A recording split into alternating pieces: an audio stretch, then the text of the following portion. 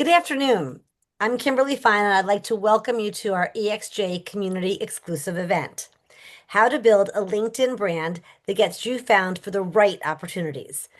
This is the third and final installment in our Lunch and Learn series with Lisa. The first two, how to write a JD resume for a corporate role and actually get interviews, as well as how to use AI tools like ChatGPT to accelerate your job search, can be found in the On Demand tab on the left-hand green column of the community. I'd like to thank everyone for joining the community and thank you for being here today.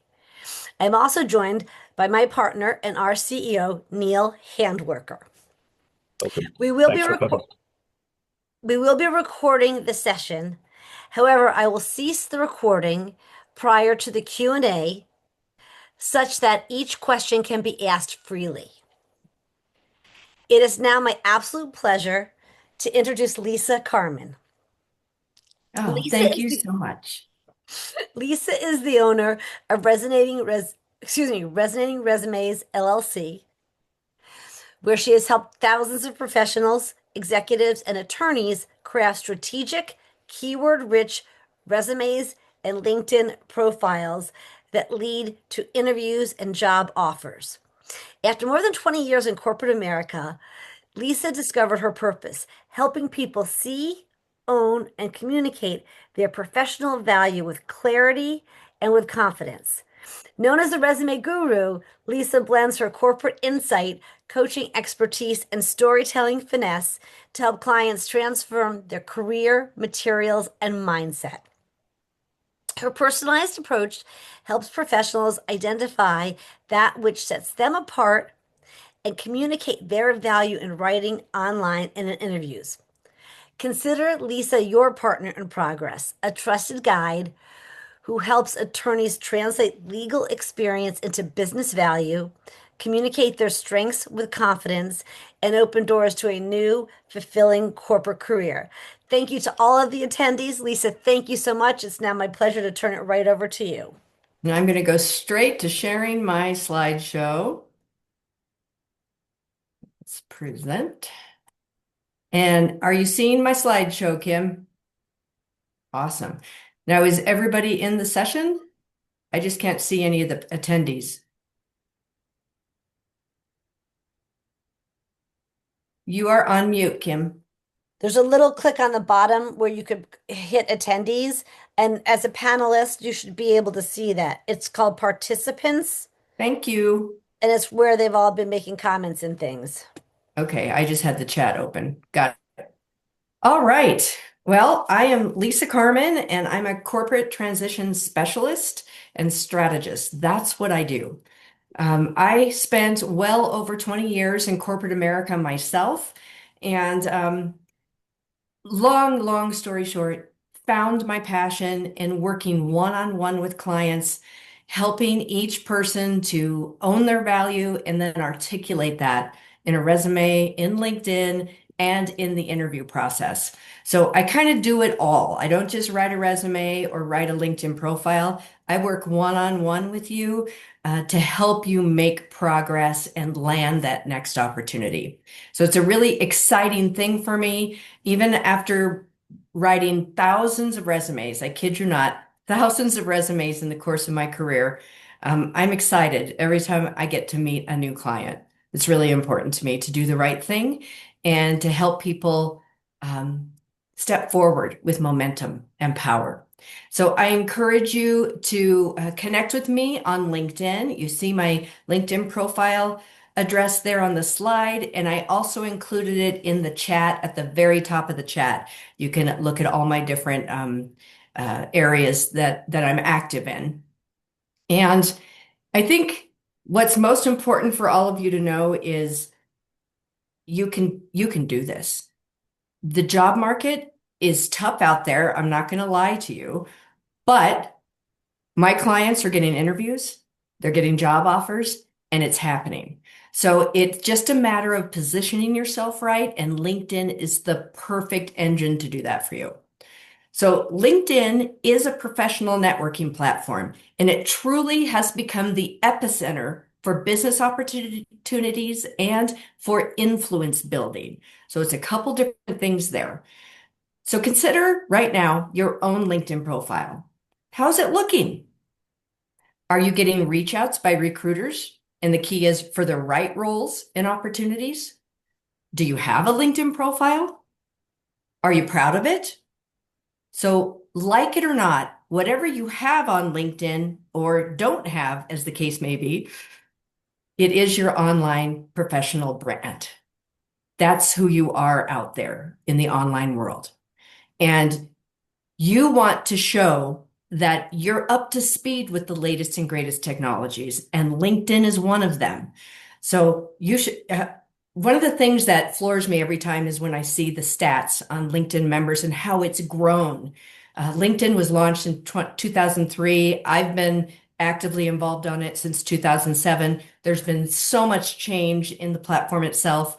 And every time I go into LinkedIn, it seems like it's different. Well, not every time, but a lot. So LinkedIn's always constantly updating, and there's brand new changes to the algorithm for 2026 that matter a lot to you when you're in job search and when you're trying to build your brand and influence others and get established as an expert in your field. So we'll talk a lot about all of that.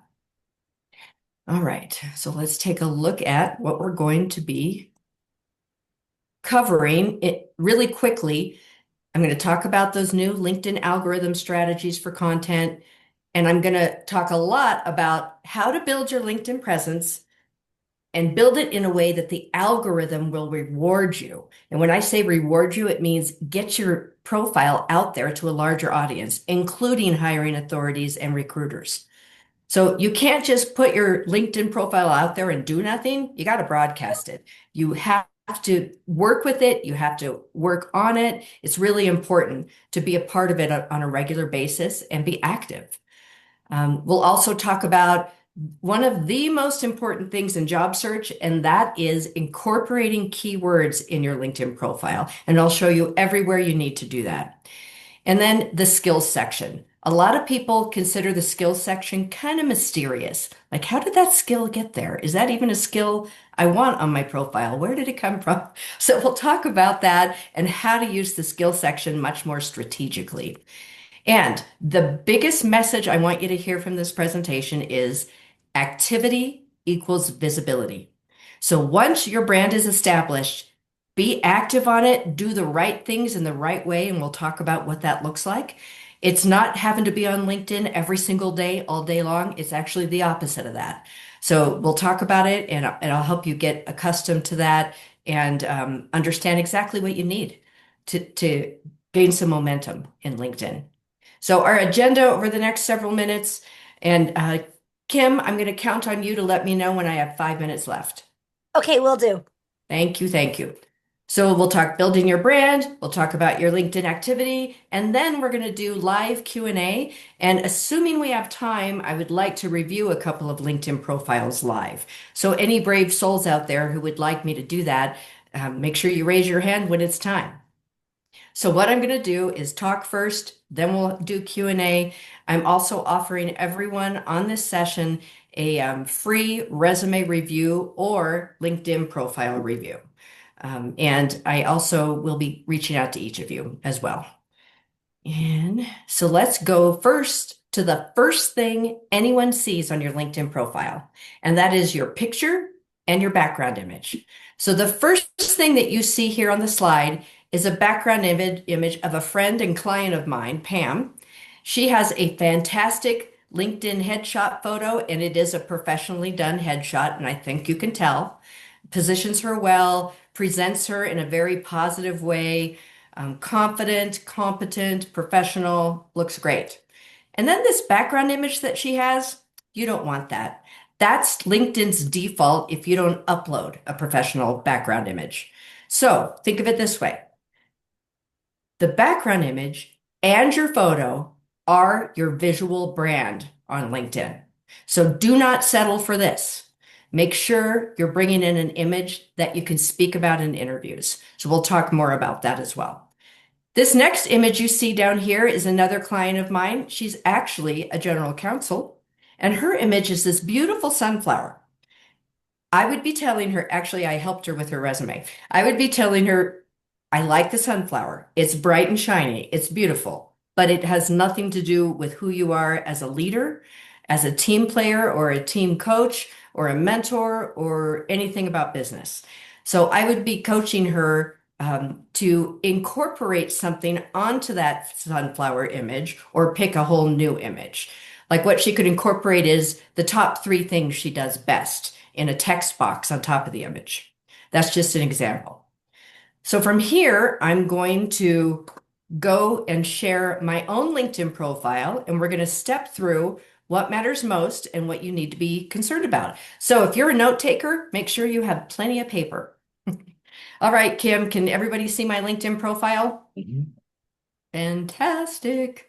Okay, so I'm going to start at the top. My photo is a professionally done headshot. It's actually about 5 years old at this point, and I probably need to get another one done. Just because I've changed since then. I don't look exactly the same. And my background image. So I put this together back in the day. For me, it has worked because I'm all about words. I'm finding the right words, the right way to articulate who you are and what you do best. So the word cloud behind me works, but I have to admit it's passé. So there's other new best practices we're going to look at in a moment that I'm going to start working on myself for my own profile. So I will get to that. But in generally speaking, my brand stands out as a resume writer and LinkedIn profile writer, just looking at that word cloud, and I come across as a very professional person in my photo image. All right, let's talk about your contact information. One of the things I recommend that people do on their background banner, their background image, is include their email address, like in a text box. That is because people are lazy and they don't want to click contact info to find the email address. So make it easy on whoever goes to your profile to reach out to you. Put it right up there front and center on your banner image. So notice too in your contact info, have it completely filled out. I have my LinkedIn profile URL that's provided automatically by LinkedIn. If you have a bunch of random letters and numbers at the end, get rid of that. Customize your LinkedIn URL. Here's my website.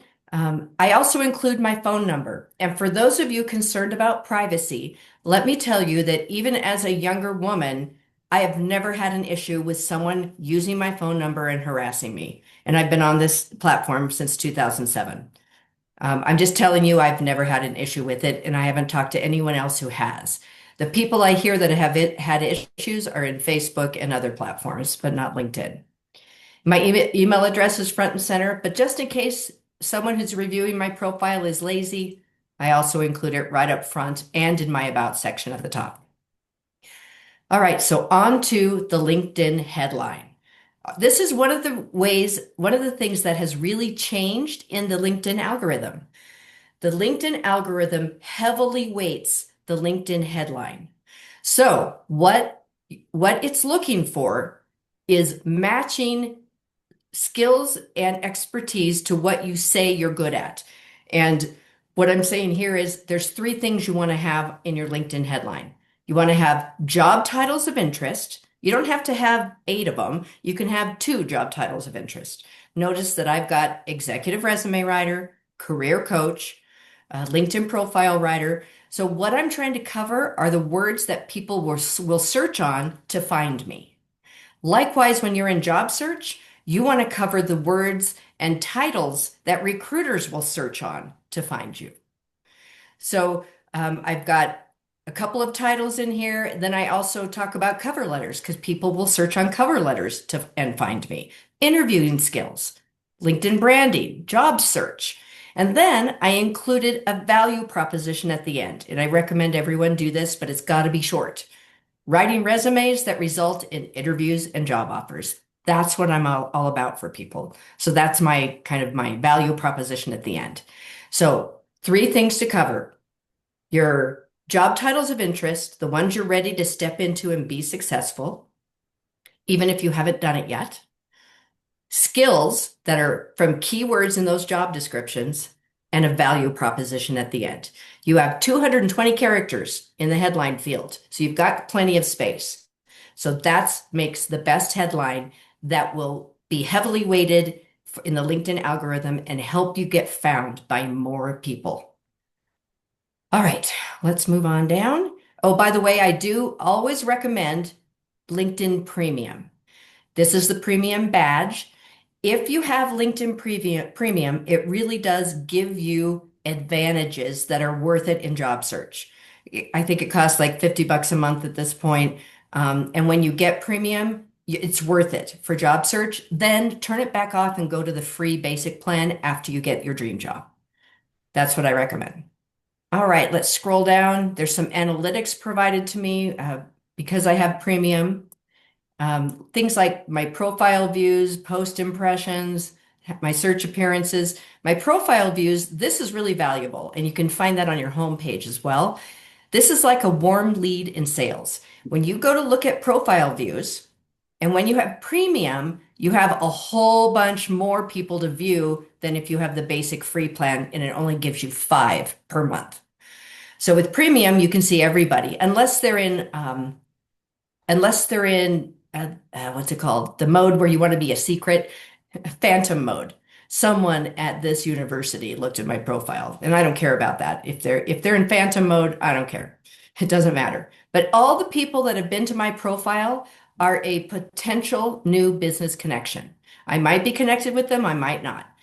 Looking at Elizabeth Russell here, who looked at my profile, she might be a pretty good connection for me. She might be a client connection. So I would first go to her profile, check it out, and make sure she's legitimate, that she has connections and she has a profile and she's active on it. Then I would click the connect button.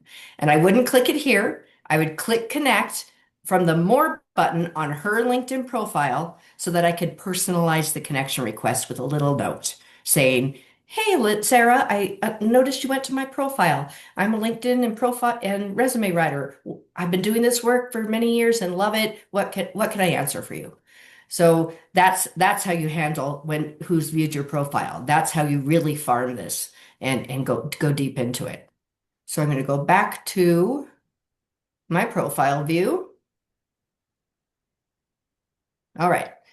So from analytics, we come to my about section. I want to give you an example of what makes a great about section. So I'm going to click the see more to open it up. And what you see at the very top of the about section is my email address, once again, my phone number, and a very brief paragraph, including a lot of the keywords that I want to be found for.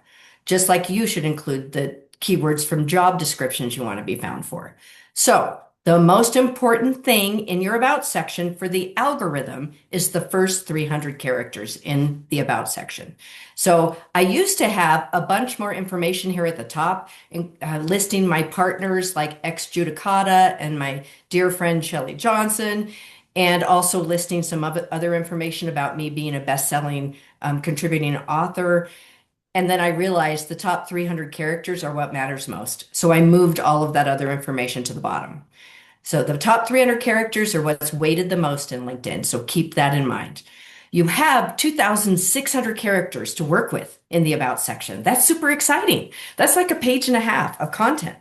And notice that I used emojis to break up some of the text. It draws the eye in, draws the person in to read more, and it breaks up. You don't want just paragraph after paragraph. Make it more interesting and scannable for the human eye. And yes, the human eye, the whole point is the human eye will be looking at this. So I just wanted to show you quickly what my about section looks like. So I moved some of my information that used to be at the top to the bottom. We won't talk about the services right now. You don't have to worry about that. Featured section. This is really important. And the featured section should also incorporate those keywords that you want to be found for. Many of you won't have a featured section. So the way that you create it is you post something, and then you can go into that post and select to have it featured at the top of your profile. So the featured section is prime real estate for your profile, and recruiters go there to see if you're doing things, if you're posting and featuring things that are in line with your messaging, with what you're supposed to be the best at, with what you're all about. So you can see I featured at the very top of that section today's session so that anyone can find it easily on my profile. They don't have to search through my posts and activity. They can find it right at the top and featured. I also just yesterday decided to share this cover letter template. It's simply a Microsoft Word document, a tried and true cover letter that works for anyone in job search. So feel free to go to that cover letter and download it and use it to whatever degree you can. I'm happy to share it. I also had a podcast last year, and I got to be on the Kathy J TV show a couple of years back. So I always want those at the top featured on my in my LinkedIn profile. For those of you who are fairly new JDs looking at transitioning into corporate roles, write a post about who you are and what matters most to you and what your experience is and what you're looking for. And then feature it at the top of your profile. Recruiters will see it. They look at that. And continuing down, this shows some of my activity. You can just keep going to the right to check that out. And then we come to the experience section. Here's what I recommend you do with your experience section to truly stand out from the crowd and increase the algorithm in moving you forward under more human eyes.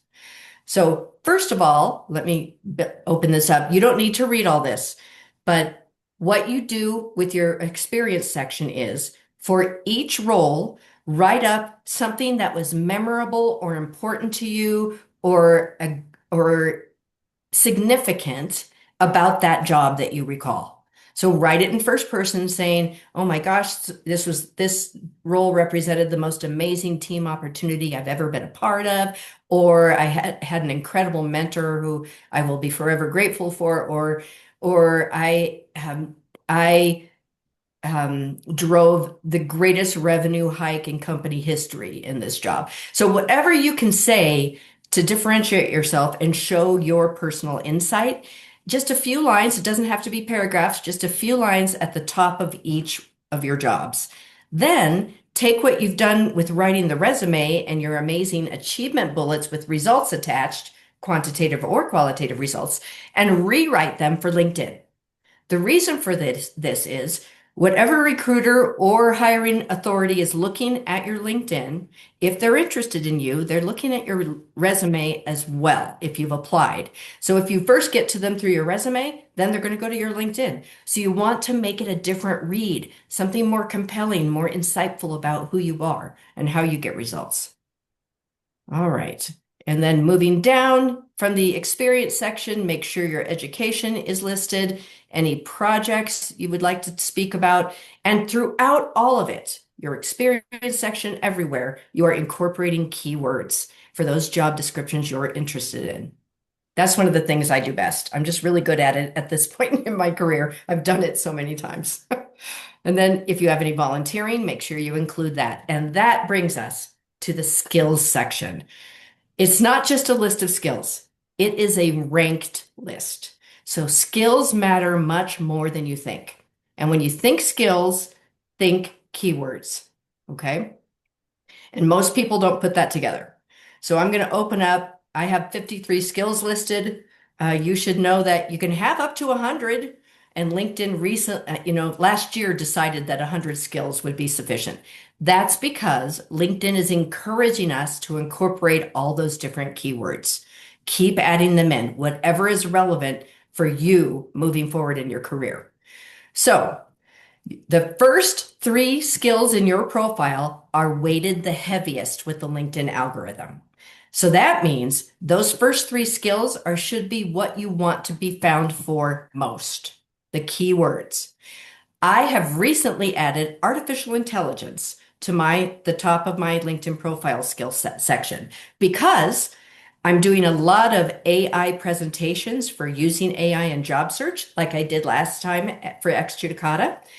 And I want to get more endorsements so that I show up higher in search lists. So endorsements on your skills create keyword density, as does having them in the rest of your profile, but it's heavier weighted in the skills section. So it means more, gives you more points. Think of it that way. So if I have 4 endorsements for artificial intelligence, and I have a client out there in the ether looking for a resume writer who uses artificial intelligence, who's up to speed with the latest and greatest, then I will show up higher with 4 endorsements than someone with 1 endorsement in the search list.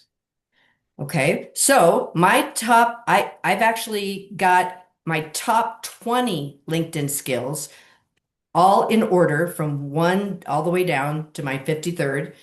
And my top 10 or 20 are the ones that I ask my connections to endorse me for. And putting them in the right order matters a lot because of the top 3 being heavily weighted for the algorithm. And the next 10 or 20, it makes it easier for you to reach out to someone like, hey, Kim, would you please go to my LinkedIn profile and endorse me for my top 10 skills? All you have to do is click the endorse button.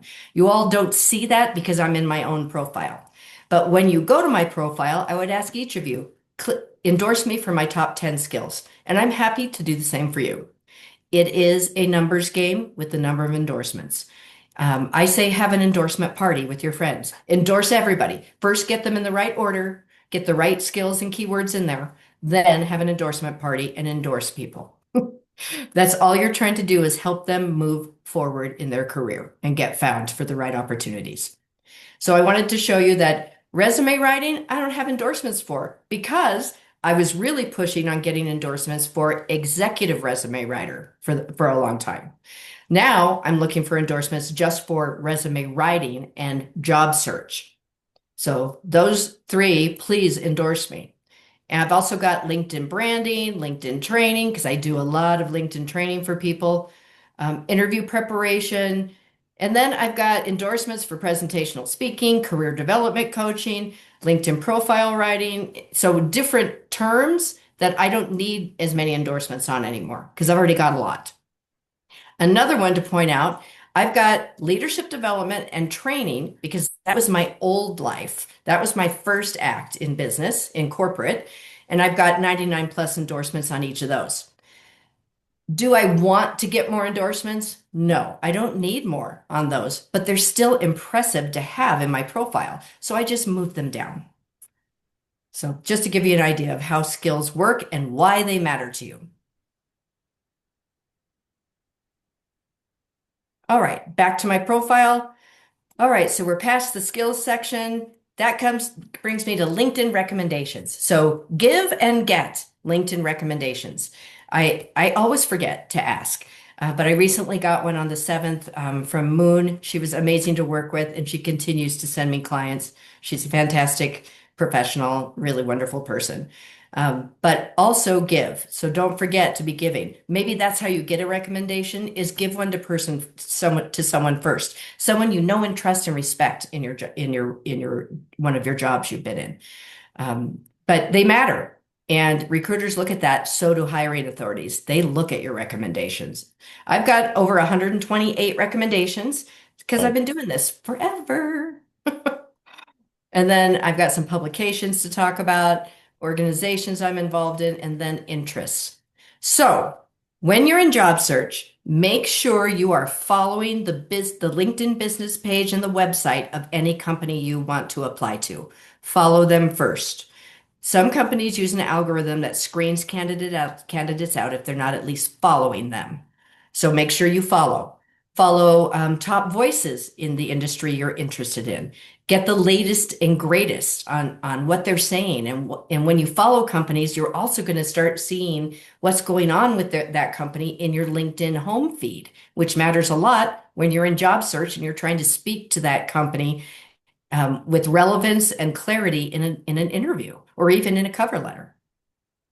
Okay, so that in a nutshell, and I know I went through it really fast, is what I recommend you do to have a great LinkedIn profile. So let's go back to the presentation. Do, do, do, do. Give me just a moment. And it's not, there it is. And sorry for the timing here. Okay, so we started with those LinkedIn headshots. Mhm. Sorry, I can't see the present button because I had people's heads on top of it. So let's go to the second set of headshots I wanted to share with you. These are clients as well. Russ here has an incredible shot. I don't know what mountain range this is, but it's cool. And even though he's a sales professional, he's like a sales executive, he is a what's that called? Extreme sport enthusiast. And I can guarantee that he's showing this mountain because he's been on top of it. So he cannot wait to talk about this in an interview. And that serves him very well as a salesperson. He's extremely articulate, fun to talk to, and he can't wait to get into his story about this. So that's one reason to pick a personal banner for your LinkedIn background. Uh, the next one you see here is, we're going to call her Dana. She is a general counsel. And this quote, I actually tried to talk her out of it. And she said, "Oh no, this is who I am." She lives by this quote. And this is how she is in her personal and professional life. She takes risks, and they're measured risks, but she can't wait to discuss that in interviews. Really important to her. Now, this next slide is what is the latest best practice in LinkedIn for your headshot and banner, for the banner in particular. So I wrote this for my client who is an attorney, an experienced, well-known attorney, and he just wanted something professional. And in terms of color for your banner, go with shades of blue. They can have green in them, they can have purple in them. Just make sure it's shades of blue. For business, that's a trust color in terms of color psychology. It's also about calm, caring, support. So use shades of blues. So I found this banner on Canva, which is so easy to use and free. You don't have to pay for the next level up to get great benefit out of Canva. Canva. And I really liked how it turned out with the color scheme. So the blues and his suits. And then I added the text box of what he wanted people to know about him right off the bat. And then we added his phone number, his email address in a text box as well. This next one is a salesperson. She came up with the connector, and I just built the banner for her and helped her with that when I developed her LinkedIn profile. So this is the latest and greatest. Give it a try. They're really fun to make, but I can help you with that if I'm working on your professional brand online. All right, your headline. The headline, I showed you mine. I think I made it clear what you need there, but I thought it would be helpful for you to see a few other examples. So if you are an experienced JD out there on this session and you're considering shifting into a consultative role or a fractional role, you might write a headline similar to this. Business owners hire me as an affordable alternative to employing a full-time vice president or general counsel or CHRO or whatever it is you would say, and then list some of the key words like lead generation, sales process development for the salesperson. And then here's the value proposition, improving individual salesperson performance. In this particular instance, this client, that's what he does best. He helps other salespeople elevate their skills and come to the next level. Here's another attorney, very experienced attorney who's been a GC for a long time. He is only interested in GC or in-house roles. And then he also wanted to list all the disciplines that he has experience with, like corporate communications, policy development, litigation, contract drafting. So he didn't want to do the value proposition. He just wanted to list as many keywords as possible so that he could be found for any of those. This next one is interesting. This woman is a really good friend of mine and a client, a past client, and she wants to be found for keynote speaking. She speaks on intergenerational teams and ageism. So she's used this headline for everything she can leverage it for.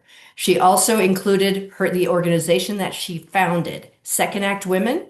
Anyone interested in Second Act Women? It's located here in Colorado.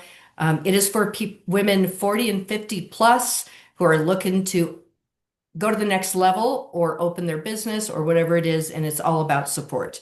The other thing that Barbara added on this was House of Middle Essence. She is a podcast host as well. So she is really leveraging this for everything she can get. And just another real short headline, Director of FP&A. That is all this person is interested in, is Director of FP&A roles. And she also wanted to add what she does best, driving budgeting, forecasting, etc. And that brings me to some JD headlines that might be of interest to you. The first one I've listed is what you might consider if you don't know what type of role you want next. So if you really are not clear on which job titles you're going for next, then just identify your skills in terms of likely keywords on job descriptions. So you're a very analytical and detail-oriented person. Definitely possible keywords. Data-driven, problem solver, possible keywords. Corporate strategy, risk and business research, etc. So covering as many potential keywords as you can until you figure out which roles are best for you that you're going to start going for. Corporate analyst JD, okay, this is an interesting one. So this client wants to be a corporate analyst and is a new JD, doesn't want to go into law firms. So I suggested that he say, well, I'm trained in all of this, and this is the type of role I want. I just don't know yet for sure what that looks like. Maybe a corporate analyst. So we tried to incorporate keywords that are likely to be in job descriptions he's looking at. And then we will adjust that as he becomes clearer and clearer on that. Then here's a lot of attorneys go into regulatory compliance or human resources compliance, or who knows? There's so many different areas of compliance. So here's a couple of others just to give you an example. So the job titles, if you know them yet, a couple of job titles, skills that are keywords in job descriptions, and your value proposition. That's how you write a killer headline. So here's what has changed in the algorithm for 2026. Theme consistency matters most, which is unusual. This didn't used to matter as much. So this is about you reflecting clear expertise in a specific arena. So for me, I'm not going to talk about leadership development. Because I don't care about those types of referrals or those types of recruiters finding me looking for someone with leadership development. I'm talking about career transition topics, and that's it. I might throw in a life balance thing here or listening with empathy here and there, but mainly the algorithm is looking for matches on my expertise. And that's how it decides to put my profile out to a broader audience. So being very consistent with your themes. Incorporating keywords throughout. I can't stress this enough. You need keywords from the job descriptions you're interested in your headline, your featured section, your about section. Remember that first 300 characters, most important. Your experience section and your skills section. So it's a very strategic process, making sure you're incorporating those keywords throughout. And then activity. So I recommend that you like and comment on posts at least a couple times a week. That could take you 30 seconds. Make it quick. You don't have to spend forever doing it. And post something of your own, content of your own, whether it's one post or sharing someone else's post, reposting, at least a couple times a month. So just block it into your calendar. Make it work for you. Help your name get out there to more recruiters and such. Also, the algorithm cares if your activity is helping real conversations get started out there. So are people responding? Are they viewing it and saying nothing? Are they commenting? Are they resharing? And the biggest thing someone can do with your content, the most important, is the last item here, save it. So bookmark it. That gives you the most points of all for any of your posts when someone saves it. So please, please, please save my most recent couple of posts. It helps me a lot. And then audience quality matters. When you're looking at who's viewed your profile, are the right people coming to you? Are the people you want to connect with coming? For me, it's any corporate leader, especially executive level. That's who I'm looking for in my target market. any people with JDs. So I'm looking at their profiles to make sure that they're legit and if it's the right audience. If it's not, I need to adjust what I'm posting. Okay, these are your next steps. And after this, I'm going to run over back to my profile to show you how to be active. But your next steps are to rewrite your headline. Remember those three elements. All about you is about looking at your that about section, making sure the first 300 characters are incorporating the right keywords. Identify and place your top 10 to 20 skills at the top of the skills section. Add a featured section with a post about you. We talked about that. And schedule your LinkedIn time. So with that, I would like to, we can go back to my profile or we can start Q&A. What do you think, Kimberly? Yeah, I think we have one question in, and I think people were actually holding their questions because we said we wouldn't record it. So what I think I'll do, it's 1:45 right now. I think what I'll do Okay. is I'll go ahead and and cease the recording so that people could be feel free to Yeah. pop up any questions that they want, then we can address those questions. So everyone, you're going to hear a stop recording, and but we'll still be here. I'm just turning the recording off.